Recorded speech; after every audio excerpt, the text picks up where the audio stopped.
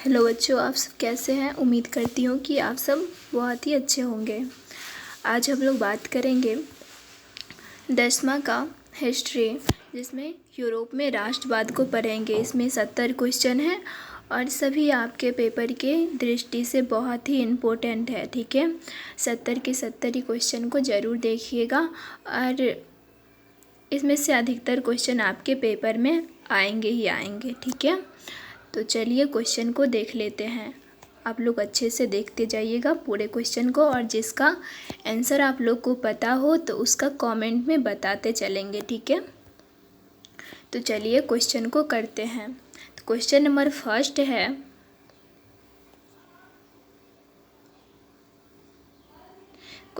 First है, Robert अवेसन कहाँ का निवासी था। कहाँ का निवासी था ये बताना है। ठीक है, तो बताइए कहाँ का निवासी था। तो इसका सही आंसर क्या हो जाएगा। इसका सही आंसर हो जाएगा ब्रिटेन। ठीक है, आगे बढ़ते हैं। क्वेश्चन नंबर दूसरा है, यंग यूरोप की स्थापना कब हुई। यंग यूरोप की स्थापना कब हुई थी, बताइए यंग यूरोप की स्थापना कब हुआ था। इसका सही आंसर हो जाएगा ऑप्शन नंबर ए 1928 ईस्वी। ठीक है, आगे बढ़ते हैं। यंग इटली की स्थापना किसने की। यंग इटली की स्थापना किसने की थी। इसका सही आंसर बताइए क्या होगा इसका सही आंसर। तो इसका सही आंसर हो जाएगा ऑप्शन नंबर ए मेजनी।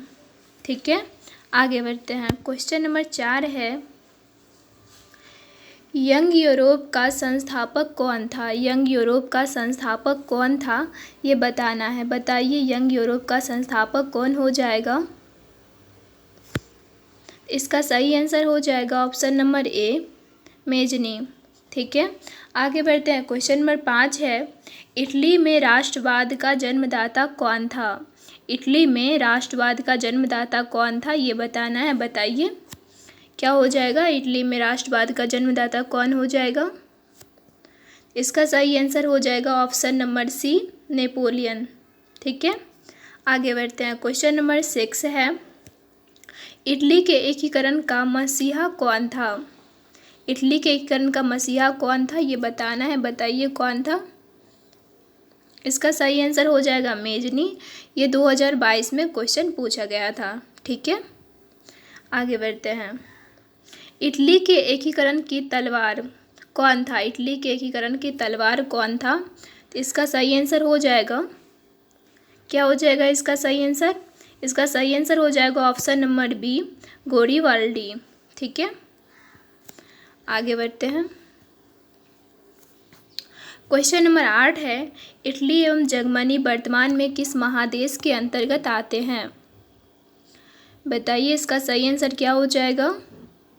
इसका सही आंसर हो जाएगा ऑप्शन नंबर सी यूरोप। ठीक है, आगे बढ़ते हैं। क्वेश्चन नंबर 9 है, जर्मनी के एकीकरण के लिए कौन उत्तरदायी था। कौन उत्तरदायी था। इसका सही आंसर हो जाएगा ऑप्शन नंबर क्या होगा ऑप्शन नंबर बी बिस्मार्क। ठीक है, आगे बढ़ते हैं। क्वेश्चन नंबर 10 है, जर्मनी की एकीकरण का मुख्य प्रमुख वास्तुकार कौन था। कौन था प्रमुख वास्तुकार ये बताना है। तो बताइए कौन है प्रमुख वास्तुकार। इसका सही आंसर हो जाएगा बिस्मार्क। ठीक है, आगे बढ़ते हैं। क्वेश्चन नंबर 11 है, इटली एवं जर्मनी के एकीकरण के विरुद्ध कौन देश था। बताइए कौन सा देश था। इसका सही आंसर हो जाएगा ऑप्शन नंबर सी ऑस्ट्रेलिया। ये 2021 में क्वेश्चन पूछा गया है। ठीक है, क्वेश्चन नंबर 12 है, इटली के एकीकरण में निम्न में से किसका संबंध नहीं है। इटली के एकीकरण में किसका संबंध नहीं है इटली के एकीकरण से ये बताना है। बताइए क्या हो जाएगा इसका सही आंसर। तो इसका सही आंसर हो जाएगा ऑप्शन नंबर ए बिस्मार्क। इसका सही आंसर हो जाएगा। ठीक है, आगे बढ़ते हैं। क्वेश्चन नंबर 13 है, फ्रांस की क्रांति का प्रमुख कारण था। फ्रांस की क्रांति का प्रमुख कारण क्या हो जाएगा। फ्रांस की क्रांति का प्रमुख कारण हो जाएगा निरंकुश शासन।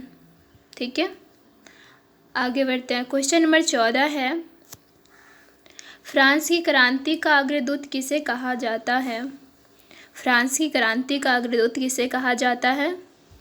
बताइए किसे कहा जाता है?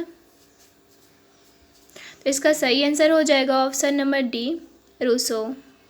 रूसो को कहा जाता है। ठीक है, आगे बढ़ते हैं। क्वेश्चन नंबर 15 है, फ्रांस में मानव और नागरिक अधिकारों की घोषणा किस सभा में की गई? बताइए किस सभा में की गई थी? तो इसका सही आंसर हो जाएगा ऑप्शन नंबर बी, संविधान सभा में। ठीक है, आगे बढ़ते हैं। क्वेश्चन नंबर 16 है, फ्रांस में साम्राज्यवाद का अंत कब हुआ? फ्रांस में साम्राज्यवाद का अंत कब हुआ अथवा फ्रांसीसी क्रांति कब हुई? ठीक है, बताइए कब हुआ था? इसका सही आंसर हो जाएगा ऑप्शन नंबर ए, 4 अगस्त 1789 में। ठीक है, आगे बढ़ता। क्वेश्चन नंबर 17 है, फ्रांस में किस शासक वंश की पुनः स्थापना विनय कांग्रेस द्वारा की गई थी? बताइए किसकी स्थापना विनय कांग्रेस द्वारा की गई थी? इसका सही आंसर हो जाएगा ऑप्शन नंबर सी, बोबो वंश के द्वारा। ठीक है, ये 2014 में क्वेश्चन पूछा गया था। ओके, आगे बढ़ते हैं। यूरोपियन सभ्यता का पालना किसे कहा जाता है? यूरोपियन सभ्यता का पालना किसे कहा जाता है? बताइए किसे कहा जाता है? इसका सही आंसर हो जाएगा ऑप्शन नंबर ए, यूनानियों को। ठीक है, आगे बढ़ते हैं। यूरोप का मरीज किसे कहा जाता है? यूरोप का मरीज किसे कहा जाता है? तो इसका सही आंसर हो जाएगा ऑप्शन नंबर ए, तुर्की को। तुर्की क्यों? ठीक है, इसका सही आंसर हो जाएगा। ये 2019 में पूछा गया क्वेश्चन है। आगे बढ़ते हैं।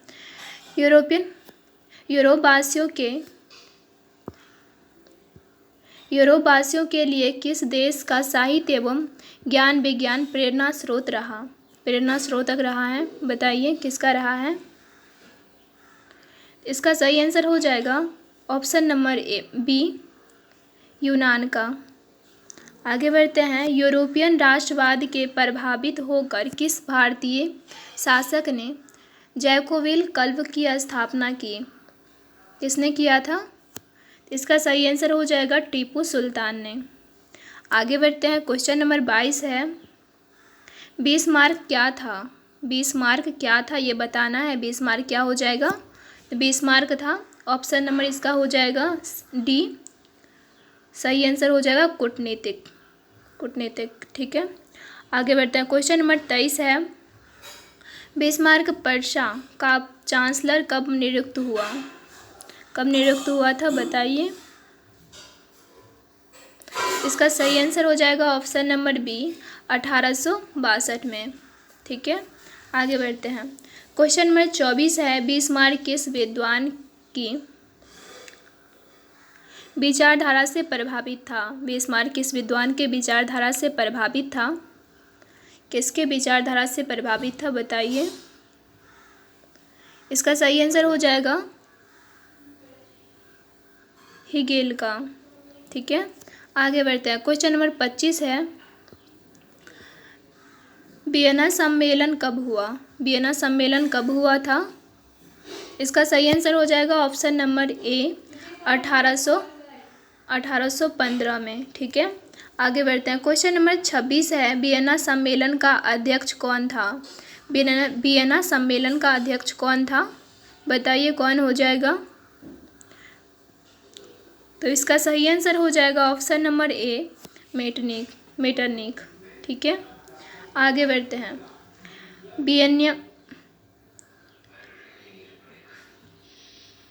विलियम प्रथम कहाँ का शासक था?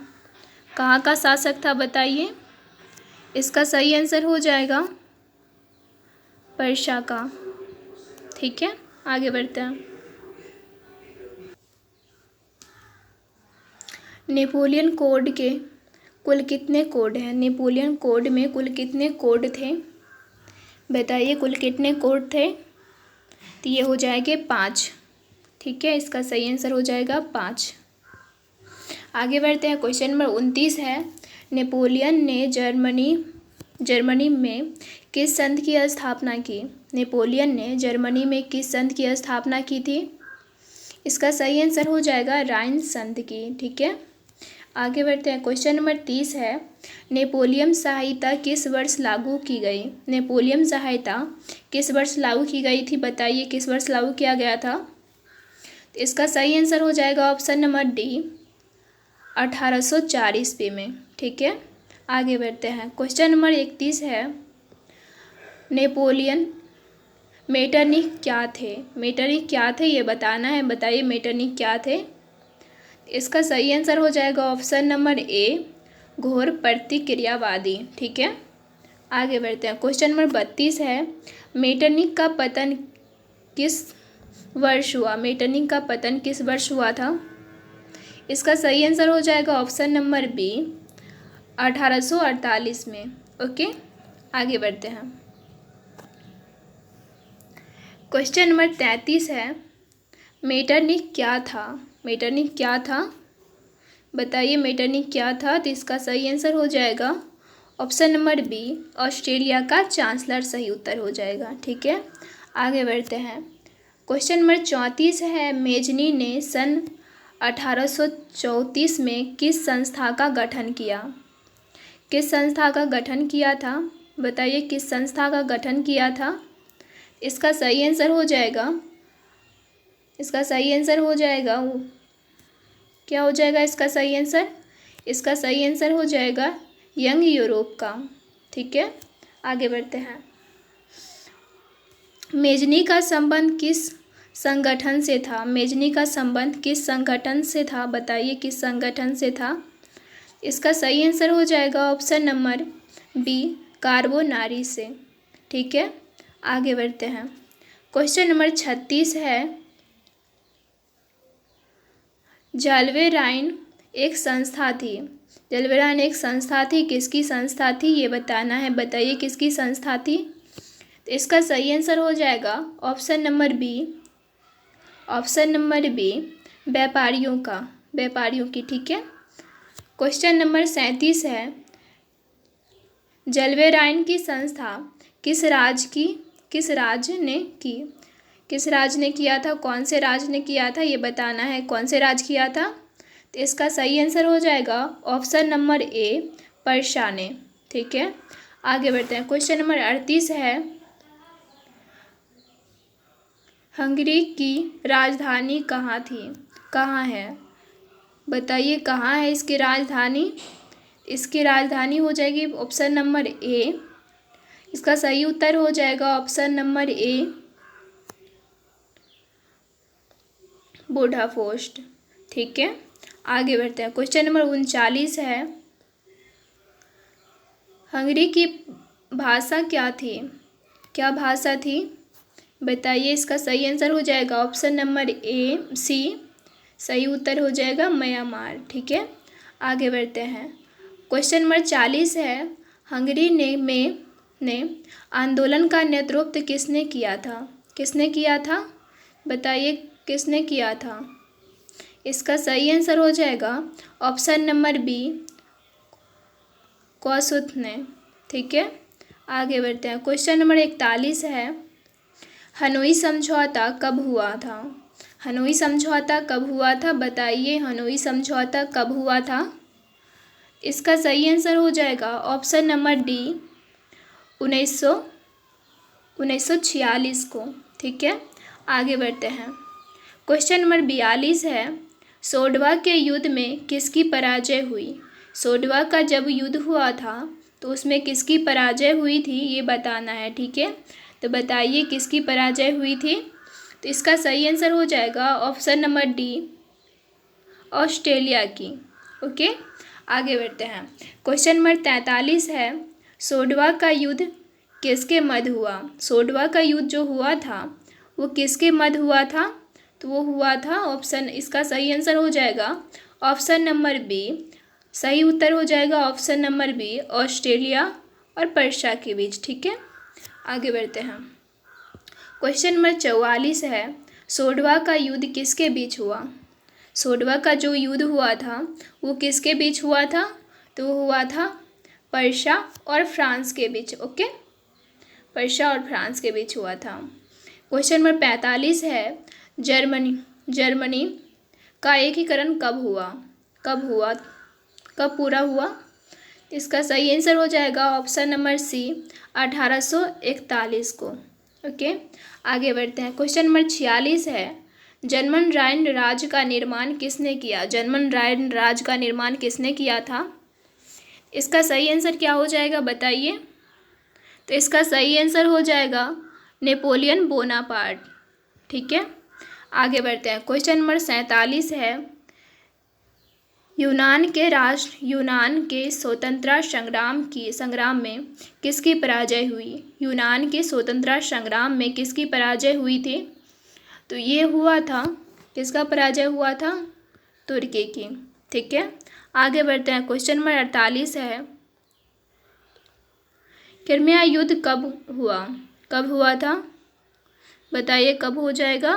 तो इसका सही आंसर हो जाएगा 1853 से 54 में। आगे बढ़ते हैं। क्वेश्चन नंबर 39, क्वेश्चन नंबर 48 हो गया है, 49। ठीक है, कार्बोनारी की स्थापना कब हुई? कार्बोनारी की स्थापना कब हुई थी? बताइए इसका सही आंसर क्या हो जाएगा? इसका सही आंसर हो जाएगा ऑप्शन नंबर डी, 1810 में। ठीक है, आगे बढ़ते हैं। क्वेश्चन नंबर 50 है, काउंट काबूर को विक्टर एनवेस ने किस पद पर नियुक्त किया था? किस पद पर नियुक्त किया था बताइए? नियुक्त किया तो ये हो जाएगा प्रधानमंत्री के पद पर। 2020 और 22 में ये क्वेश्चन पूछा गया है, तो 2023 में 2024 में पूछे जाने की संभावना है, क्योंकि देखो 2020 में पूछा गया है, फिर 21 में नहीं पूछा गया है, फिर 22 में पूछा गया है, फिर 23 में नहीं पूछा गया होगा, और ये 24 में पूछेगा। तो ये क्वेश्चन भी आए हैं। ठीक है, आप लोग इसे देख के जाइएगा। क्वेश्चन नंबर 51 है, राष्ट्रवाद की अवधारणा का जन्म किस घटना से माना जाता है? राष्ट्रवाद की अवधारणा का जन्म किस घटना से माना जाता है बताइए? इसका सही आंसर हो जाएगा ऑप्शन नंबर बी, फ्रांस की क्रांति का। ठीक है, आगे बढ़ते हैं। क्वेश्चन नंबर 52 है, रक्त और लौह की नीति का अवलंबन किसने किया? बताइए किसने किया था? इसका सही आंसर हो जाएगा ऑप्शन नंबर सी, बिस्मार्क। सही उत्तर हो जाएगा। ठीक है, ये 2011, 17 और 20 में पूछा गया है, तो आप लोग के लिए भी बहुत ही इम्पोर्टेंट है। ठीक है, इसे भी देख के जाइएगा। ओके, आगे बढ़ते हैं। क्वेश्चन नंबर 53 है, लाल कुर्ती का गठन किसने किया था?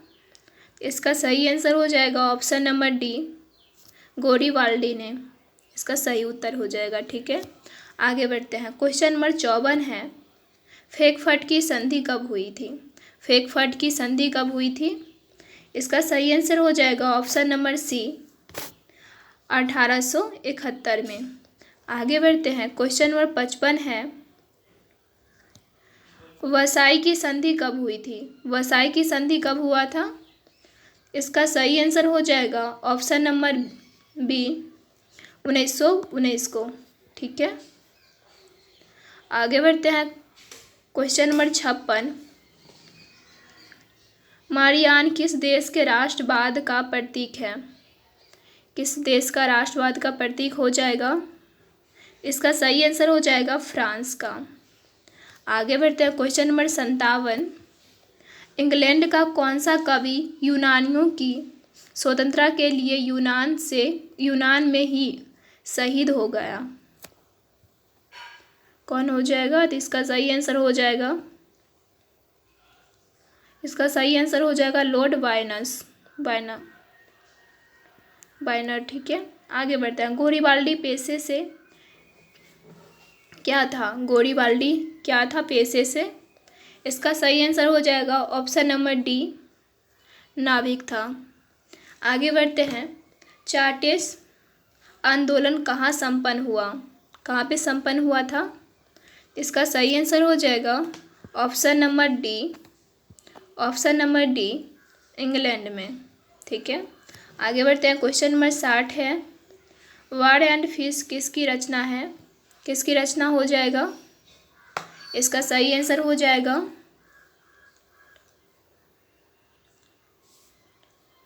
इसका सही आंसर क्या हो जाएगा बताइए?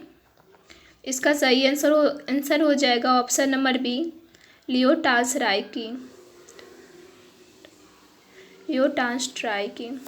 ठीक है, आगे बढ़ते हैं। क्वेश्चन नंबर 61 है, किस युद्ध के बाद जर्मनी का एकीकरण पूरा हुआ? किस युद्ध के बाद जर्मनी का एकीकरण पूरा हुआ था? इसका सही आंसर हो जाएगा सेडान के युद्ध। ठीक है, सेडान का युद्ध। क्वेश्चन नंबर 62 है, किस युद्ध के बाद इटली का एकीकरण पूरा हुआ? किस युद्ध के बाद इटली का एकीकरण पूरा हुआ था? इसका सही आंसर हो जाएगा ऑप्शन नंबर बी, सेडान का युद्ध। ठीक है, आगे बढ़ते हैं। क्वेश्चन नंबर 63 है, किस संधि द्वारा जर्मनी का एकीकरण पूरा हुआ? किस संधि द्वारा जर्मनी का एकीकरण पूरा हुआ था? इसका सही आंसर क्या हो जाएगा? इसका सही आंसर हो जाएगा ऑप्शन नंबर ए, फ्रैंकफर्ट की संधि। ठीक है, आगे बढ़ते हैं। क्वेश्चन नंबर 64 है, किसने कहा था फ्रांस जब छींकता है तो बाकी यूरोप को सर्दी हो जाती है? सर्दी जुकाम हो जाता है। किसने कहा था? किसने कहा था फ्रांस जब छींकता है तो बाकी यूरोप को सर्दी जुकाम हो जाता है? किसने कहा था? ये कहा था मेटरनिख ने। ठीक है, आगे बढ़ते हैं। क्वेश्चन नंबर 65 है, किसने अपनी कूटनीतिक के बल पर इटली की समस्या को संपूर्ण यूरोप की समस्या बना दिया? किसने बना दिया था? इसका सही आंसर हो जाएगा option number A, count Cavour ने। ठीक है, आगे बढ़ते हैं। क्वेश्चन नंबर 66 है, सन 1870 में फ्रांस और पर्शिया के बीच युद्ध कहाँ हुआ था? इसका सही आंसर हो जाएगा ऑप्शन नंबर ए, सेडान में। ठीक है, आगे बढ़ते हैं। क्वेश्चन नंबर 67 है, 1829 ईस्वी की एडियानोपुल की संधि किस देश के साथ हुई थी? किस देश के साथ हुआ ये बताना है। बताइए किस देश के साथ हुआ था? इसका सही आंसर हो जाएगा तुर्की और रूस के साथ। ठीक है, आगे बढ़ते हैं। क्वेश्चन नंबर 68 है, मार्च 1946 में फ्रांस तथा वियतनाम के बीच होने वाला समझौता किस नाम से जाना जाता है? किस नाम से जाना जाता है बताइए? इसका सही आंसर हो जाएगा ऑप्शन नंबर डी, इनमें से कोई नहीं। आगे बढ़ते हैं। क्वेश्चन नंबर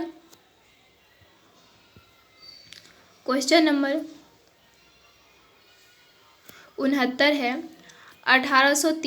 1830 की क्रांति के बाद फ्रांस में किस प्रकार का शासन स्थापित हुआ? 1830 की क्रांति के बाद फ्रांस में किस प्रकार का शासन की स्थापना हुई ये बताना है। बताइए किस प्रकार की शासन की स्थापना हुई? तो ये हो जाएगा संवैधानिक शासन। ठीक है, इसका सही आंसर हो जाएगा। और हो जाए कोई एक और क्वेश्चन बाकी है, बस लास्ट क्वेश्चन है, क्वेश्चन नंबर 70।